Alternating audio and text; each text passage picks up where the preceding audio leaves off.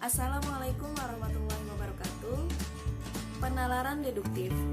Penalaran deduktif ini merupakan kebalikan dari penalaran induktif.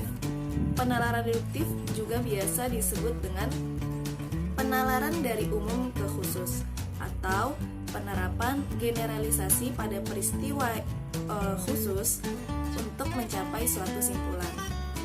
Proses penalaran deduktif itu tidak menghasilkan suatu pengetahuan yang baru, melainkan menghasilkan suatu simpulan atau pernyataan yang konsisten dengan pernyataan dasarnya. Proses tersebut berlangsung dalam 3 tahap, yaitu pertama, generalisasi sebagai pangkal bertolak. Yang kedua, penerapan generalisasi pada kejadian tertentu. Yang ketiga, simpulan deduktif yang berlaku bagi peristiwa khusus itu. Hampir setiap keputusan atau simpulan yang kita ambil berdasarkan pada penalaran deduktif. Penarik simpulan atau konklusi secara deduktif itu bisa dilakukan dengan 2 cara. Yang pertama dengan cara menarik simpulan secara langsung, yang kedua menarik simpulan secara tidak langsung.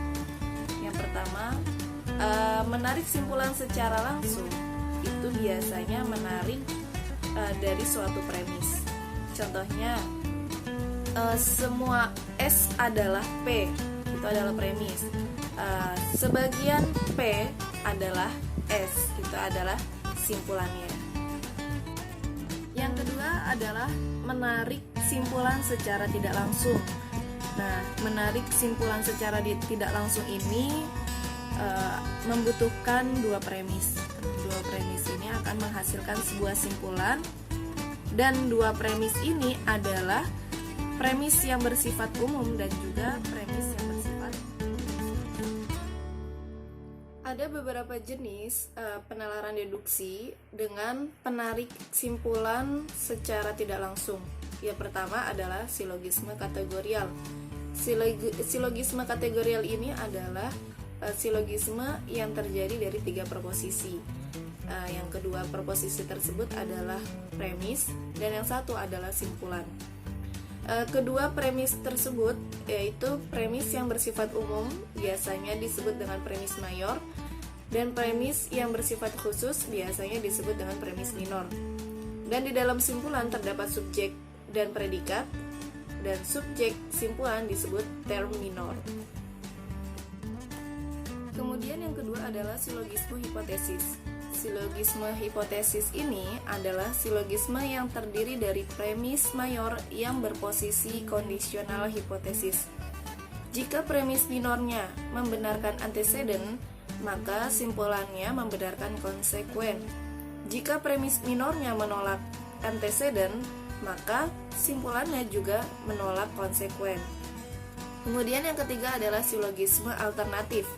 Silogisme alternatif ini adalah silogisme yang terdiri atas premis mayor berupa proposisi alternatif.